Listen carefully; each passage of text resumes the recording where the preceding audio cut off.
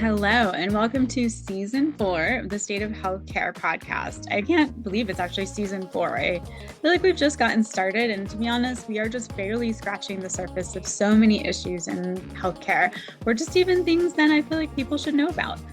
This season, we are talking about autoimmune disorders, the not so hidden epidemic. For so long, these have been labeled a diagnosis as exclusion, right? So many people were seen as crazy, or they just, were whining about these things that people were like, oh, just push through it. But I feel like now we are starting to realize that so many more people have this, whether we're better at diagnosing or more people are having these particular disorders occurring. Could be a combo. That's what we're going to discuss and try to look into this season. So if you've ever felt like you have this cluster of symptoms, or you don't know what's going on, or you feel like your body is even fighting itself, feel free to tune in. This is kind of a learning process. It's learning how to modulate your flares, learning what that is, where can you get help. So come with me on this journey. Autoimmune disorders, the not so hidden epidemic. Hi, and welcome back. We're here for another episode of the State of Healthcare, and we're continuing our discussion of autoimmune disorders and various things on that. And I have Sophie with me, and I'm going to let her tell her story. Awesome. Yeah. So, I am diagnosed with POTS syndrome, which is postural orthostatic tachycardia syndrome. It is thought to be an autoimmune disorder, but the fun thing about a lot of autoimmune disorders is honestly they don't really know. So they don't know for sure what causes POTS syndrome, but it is thought to be an autoimmune situation. But as with a lot of chronic illnesses, it kind of goes hand in hand with other chronic illnesses. So basically what POTS syndrome is, the way I like to explain it is that your blood volume typically is low, and it also typically does not circulate properly throughout your body. So what that causes is a large number of side effects. First and foremost being dizziness upon postural shifts. So that's where the postural comes into play with the name of POTS. So basically, the most common way is when you go from laying or sitting to standing, you get extremely dizzy. And typically a lot of people will go into syncope, which is basically like fainting upon standing. POTS is nicknamed the fainting disease, or it used to be. I don't know if people really call it that anymore. But I developed POTS syndrome when I was about 12 or 13. I would have been 7th or 8th grade. And I would say the bulk of my symptoms early on were things like fainting upon standing. I fainted a lot when I was younger, like my middle school age. And I would also convulse on the ground with that. So I don't know how normal that is for POTS syndrome. Like obviously everybody's is slightly different, but I would have convulsions along with the syncope. And I just didn't think anything of it as a kid. You just fainted. I'm just a teenager. I'm like, whatever.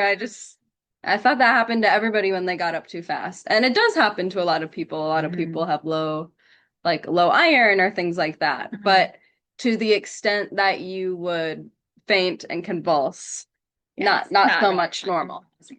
And so I started getting concerned about it when I hit my head on the kitchen counter once during a fall. Hit my head very hard and then was out for longer than I typically would be. That was the first time as a child I felt like maybe there's something weird going on here. But again, I didn't say anything about it because both my parents worked full time. I was a dancer. I had all this stuff to do. But then once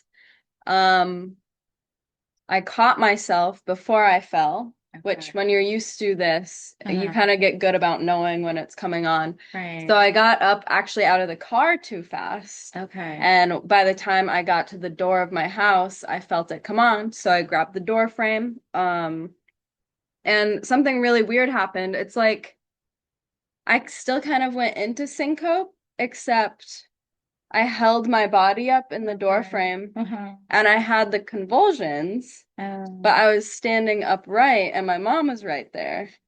So my mom saw it for the first time. So to my mom, I'm just standing in the doorway convulsing. And she's like, what was that? You know, she freaks out.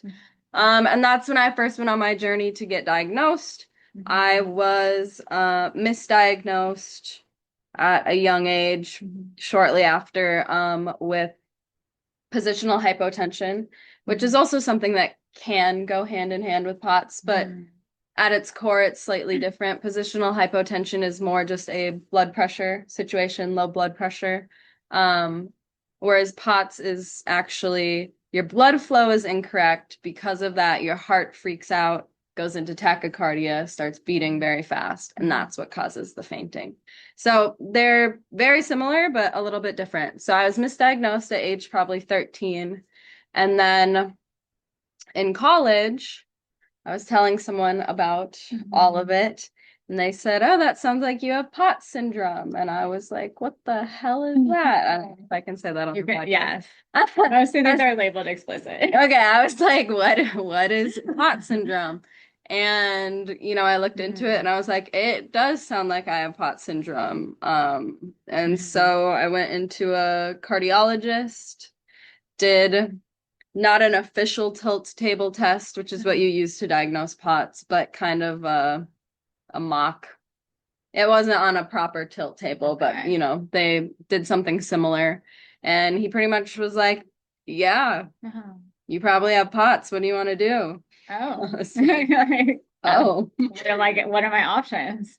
Yeah, so, you know, he said you could go on a medication that would lower your heart rate, but that comes with Side effects. a whole other list of side effects. And then other than that, this is how they tell everyone with POTS.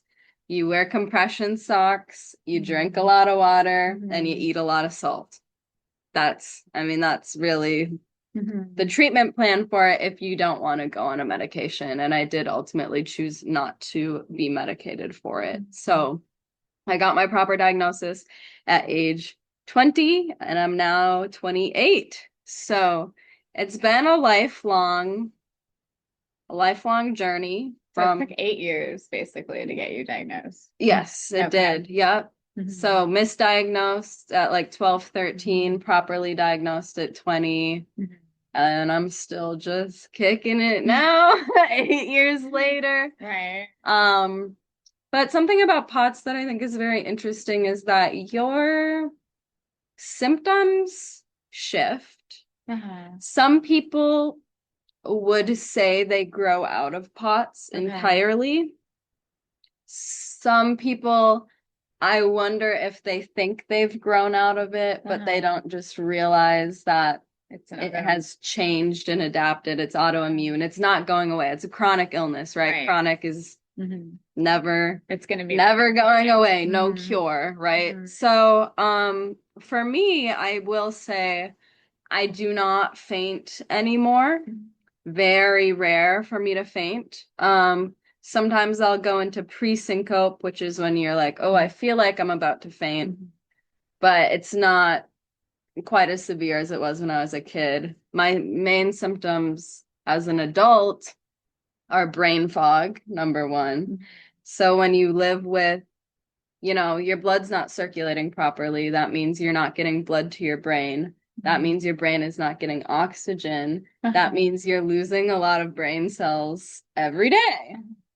So I always joke like I get stupider by the day, which probably not funny, but in a way it is kind of true. Like brain fog can be really difficult, especially if you like lived your life identifying as a rather intelligent person and all of a sudden you can't pick up choreography as a dancer or like just forgetting things, forgetting everything. You said something literally 20 minutes ago and you don't remember what you said. Right. Like, it can be a little embarrassing. So I would say brain fog is my personal biggest symptom. But also like just pain. You just get pain all over your body sometimes. Fatigue, just so fatigued.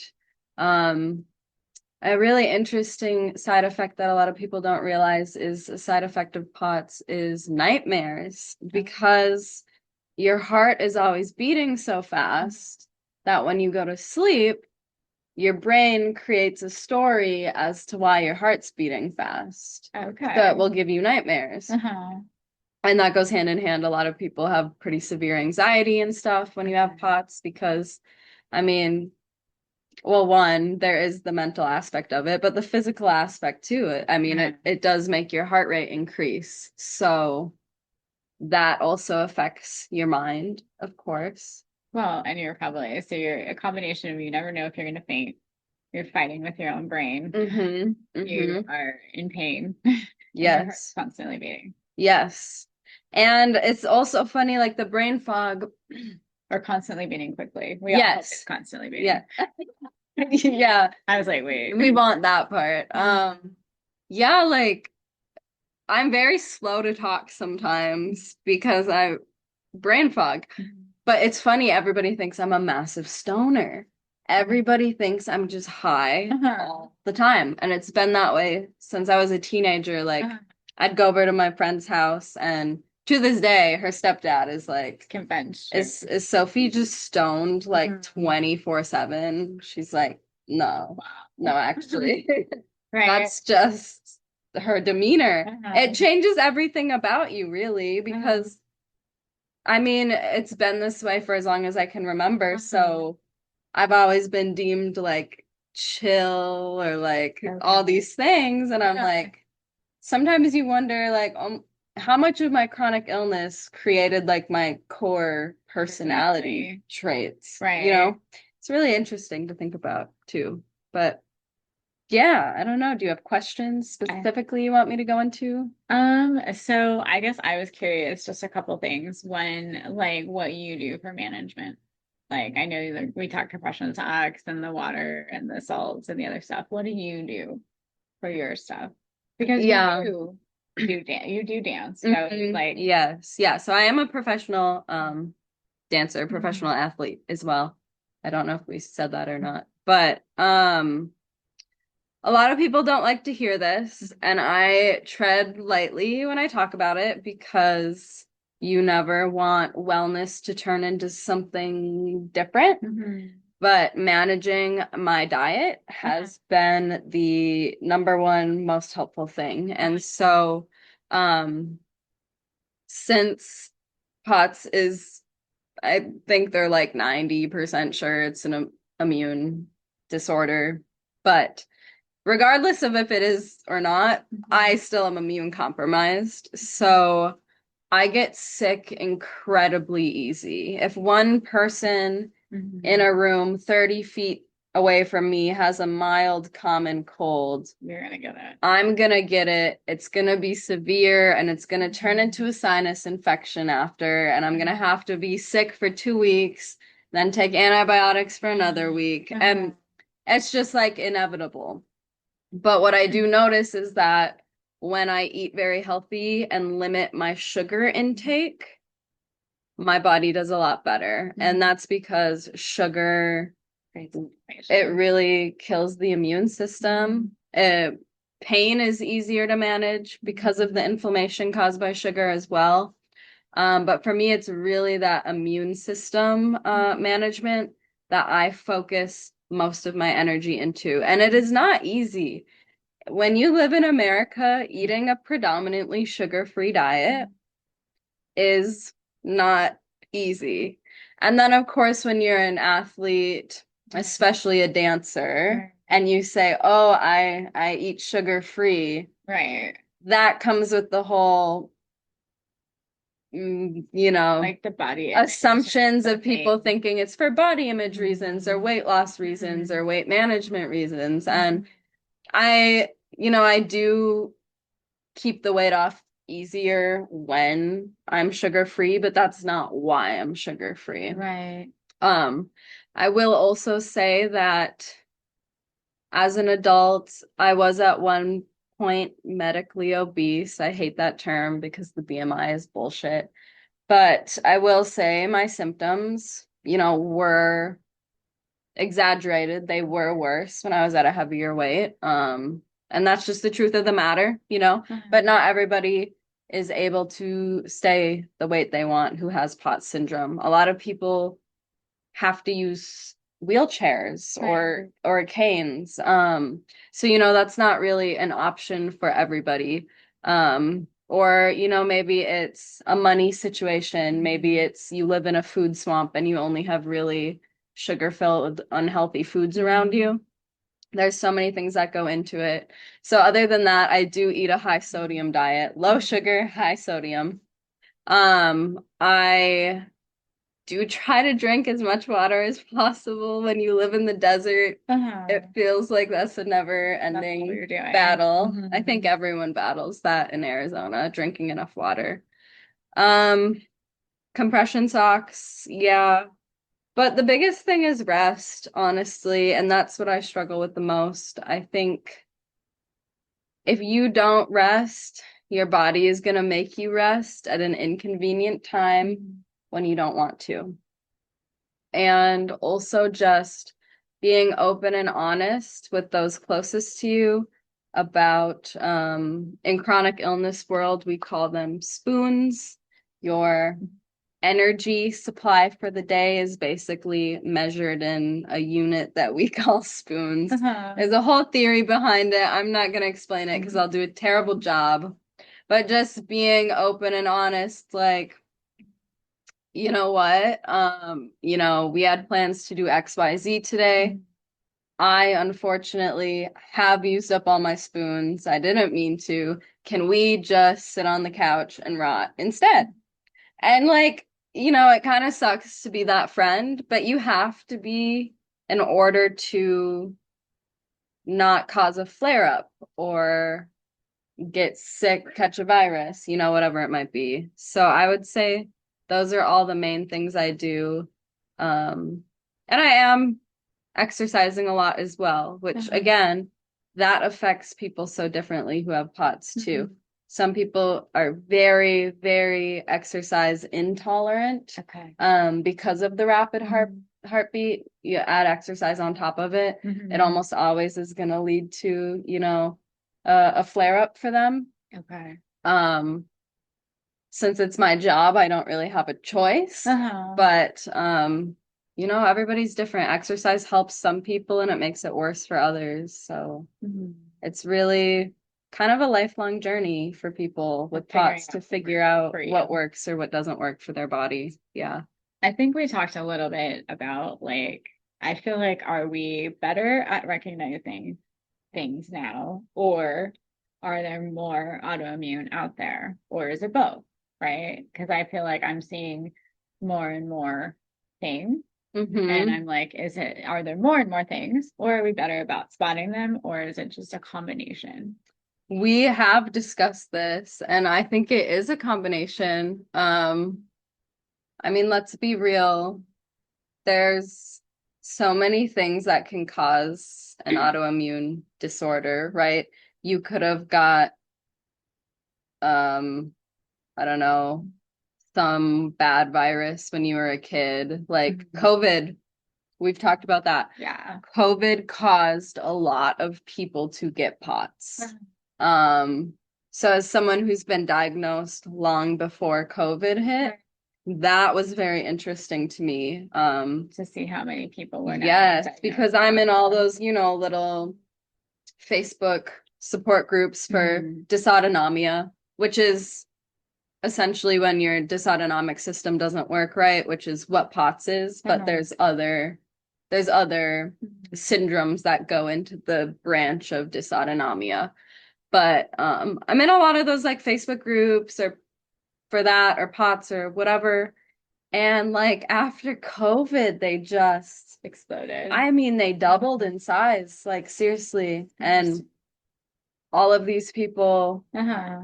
all of a sudden, you know, I don't know. It's crazy. COVID was a big one, and I feel like it's kind of a, I don't want to say bittersweet, 'cause that sounds really messed up.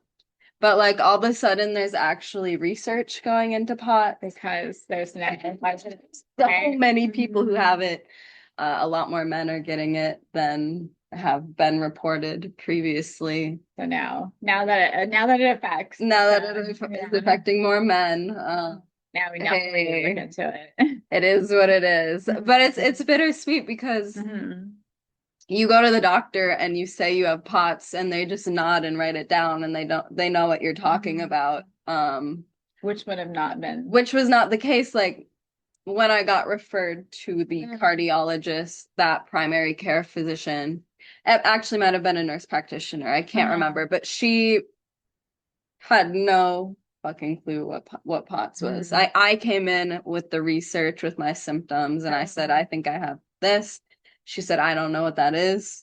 She Googled it in front of me. Oh. Took my heart rate from laying and then took my heart rate when I stood up. And she was like, oh, wow. She's like, your heart rate did increase like 50 beats per minute just from that standing. She was like, that's crazy. And I was like, yeah. And she was like, yeah, I'll refer you to a cardiologist. Like, I don't really know what to do, what else to say about that. Like, you probably have it. Sounds like you do. But like the way she literally Googled it in front of my face. And now if you tell someone, they probably most likely, even if they aren't an expert, they at least have an idea. Yes, they've at least heard of it post COVID. So I do think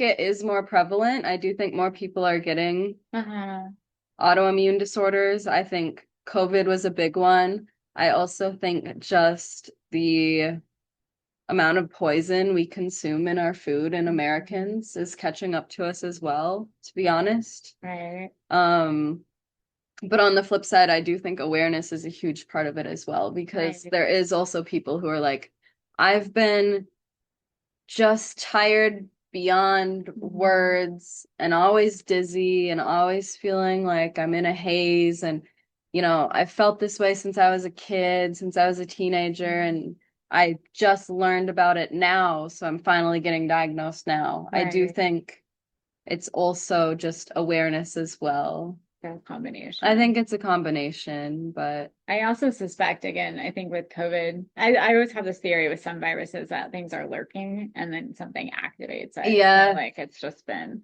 but and again, now I've been starting to hear from more people that they're being taken seriously. Yes. And so now again, maybe from that, but as a little bit what we talked earlier, you said that usually chronic conditions go hand in hand. Yeah. So you fight with other things. I sure do.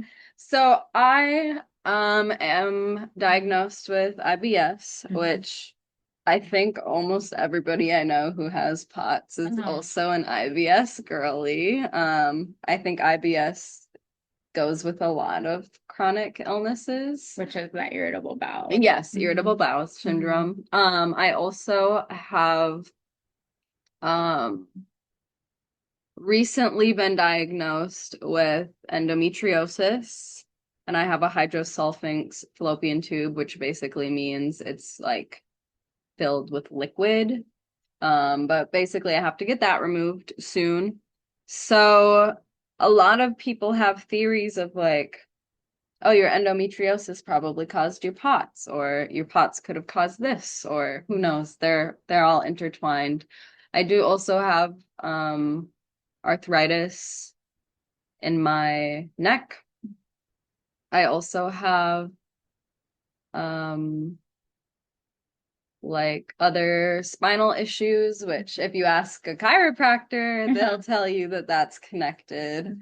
You know, everybody has different opinions on what causes what, or, you know, how things go hand in hand. But I do typically find that chronically ill people often have multiple chronic illnesses. A really common one that a lot of people with POTS have is, I can never say it right, Ehlers-Danlos syndrome. Yes. Almost everyone with POTS has that. I've actually never gotten tested for it. And fibromyalgia, also very, very, very common that people with POTS syndrome have fibro. I've also never been tested or, sought out diagnosis for that. I don't necessarily think I have it. I think my all over body pain is like a different pain than fibro pain. But yeah, it's just kind of like never ending, it feels like. Well, and you also have the bending joints too and the things like that. So a little bit of that kind of ties in as well. Yes, yeah. Yeah. What advice would you offer if someone's like, maybe I have POTS, I don't know, or this and that? Like, is there any advice you would give to someone who's maybe questioning it or? Yeah, I mean, I don't know why they call it this. They call it a poor man's tilt table test, which is like kind of rude, but okay. Which is, go get yourself one of those heart rate monitors. I love the little ones that just go on your fingertip. Lay down, let your heart rate go to, its resting heart rate, and then stand up and see if your heart rate increases over 40, 50 beats per minute. Okay. It's strong likelihood that you probably have POTS. You can't officially diagnose that way. You do technically have to do a real tilt table test. But if you have all the symptoms and you do that, I'm gonna say probably 98% chance you're gonna have POTS. And I would just say be ready to advocate for yourself if you do want an official diagnosis. An official diagnosis, unfortunately, is not gonna take it away, do much for you, honestly, unless you do want to go the route of, maybe medications. But having a name to what's been affecting your life so much is helpful in and of itself. So be prepared to advocate for yourself. Be prepared for doctors to tell you, oh, that's normal. Oh, that's something else, But I would also say do your research, come in prepared. These are my symptoms, XYZ.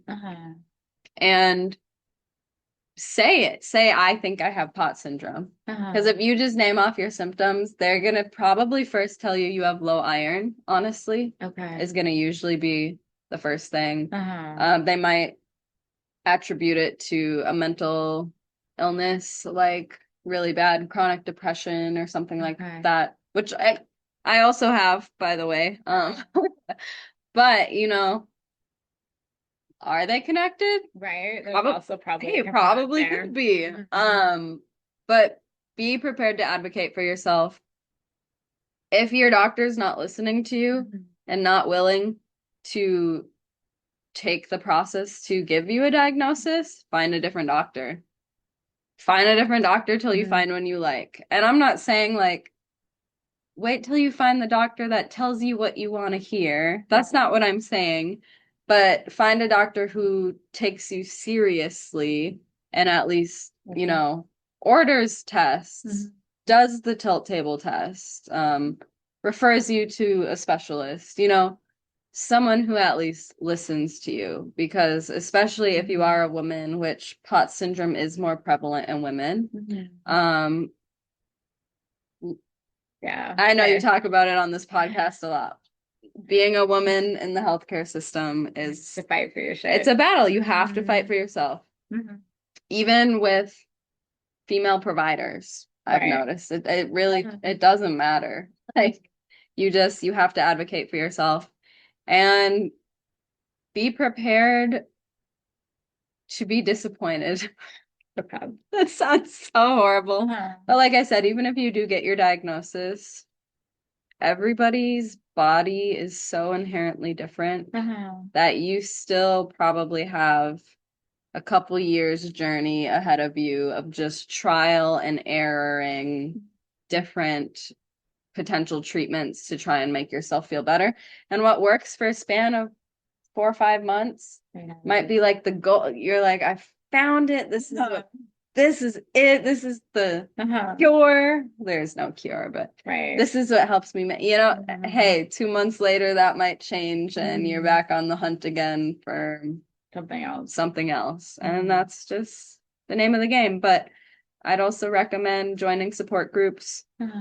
If you have people in your immediate circle who you can, I don't know, relate to, even if they don't necessarily have POTS, but a lot of these chronic illnesses, autoimmune disorders, a lot of them really have similar symptoms to each other. Right. And I really do think there is solidarity in finding the community and, taking charge of the label of chronically ill and not being afraid of it, because that's what you are, right? So I'm also grateful there's more groups now. Yes. Because again, I think people were dismissed and then you were told you were crazy and there's all these things. So, but I do like that kind of taking charge, because that does give you a little bit of control in a body that's constantly fighting you. Yes, absolutely. And I would agree. There's so much more support now than when I was like 12, 13. Right. And I remember I came to school with a heart monitor on. And the reason I think I got misdiagnosed is because as a competitive dancer, I was so sweaty. Like the heart monitor, I remember, was just the little, wasn't sticking, right? It wasn't stuck on me. It was sliding all over the place. But they didn't like tell me, oh, if it comes undone, it's bad and you have to, like, they didn't tell me anything, so I just went with it. And I don't know. Yeah.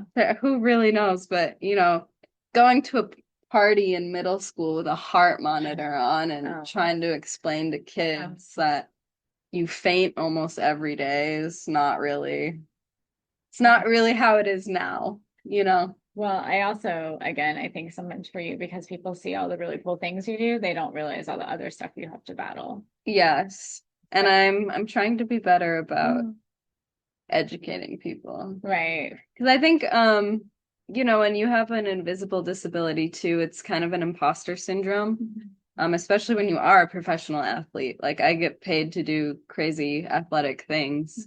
So, people are like, she can't have a chronic illness. Like, right. She does. And claiming it sometimes even feels like, well, there's some people who are wheelchair bound with the same illness as me. Like, right. It's almost like a guilt, but I've realized that kind of does disjustice for everybody. And I'm trying to be more vocal about it. So, which is why I was like, please tell your story. And I know when we first started kind of doing some things together, like I remember when you would get done, I'd be like, come up nice and slow. And you're like, are you telling me that because I have POTS? I'm like, well, yes, but also I treat a lot of people where I'm like, please come up slowly. Yeah, I gotta tell it to everybody. Yeah. So I just appreciate you taking the time to share your story, because I think people have been hearing the term POTS more, right? And you've obviously been dealing with this for a long time and had to kind of educate. And again, that's part of it, kind of educating. And I guess I just really appreciate that, because again, I think people see all the cool stuff you do and they don't realize all of the work you put in to work through the things. And there are rough days and just the stuff. So invisible labor, that's what we call that. Right. But I mean, there are rough days there. And like I don't want it to seem all sunshine and rainbows either. Like there's been a show where I could not wear high heels because I was like, I am so dizzy. I am such a fall risk today that if I wear stiletto heels, it's game over. And my whole tagline is with her big doe eyes and heels up high. So going out barefoot when that's your tagline, it's kind of a little hit to the ego, or entirely re-choreographing an act, not even re-choreographing, improving on stage to do entirely floor work because one hair flip made me so dizzy that I realized midway through the act, oh crap, I'm gonna Right. I'm gonna lose my balance if I Right. keep up with my choreographed act. So, I mean, there's bad days for sure. Right. But it is what it is.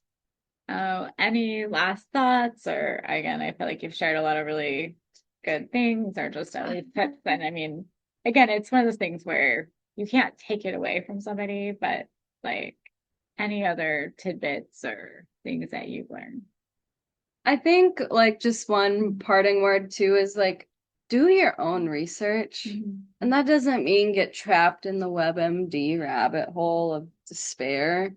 But even like the way I describe POTS, I've had people with POTS be like, I don't know if that's a really accurate description of it. Of like you don't have enough blood in your body. That's not quite right, but I'm like, go do your own research, interpret it how you want to. Right. And yeah, there's so much information out there that when you find it, and if you are someone struggling, you almost get upset of like, how is there so much information on this and no one ever told it to me earlier? Right. You know? Yeah. So again, that advocating for yourself, bring in your information, do your stuff, factor things up. Yep. So yeah. Well, thank you again. And yeah, feel free, advocate for yourself as always, fight for your healthcare, and thank you for your time. Thank you. Thanks for having me. Thank you for listening to today's episode. As always, whether we are listening to someone share their expertise in treating an area or just sharing their patient experience, we have also listed any of the resources or how to get hold of the practitioners on the resource page of the website for betterfittherapy.com. Always follow us on social medias, Instagrams, Facebooks for more information. Feel free to reach out or message if you would like to contact or you have additional questions in an area. And again, thank you for listening. We hope that you gained something from today's episode, and we'll see you next time.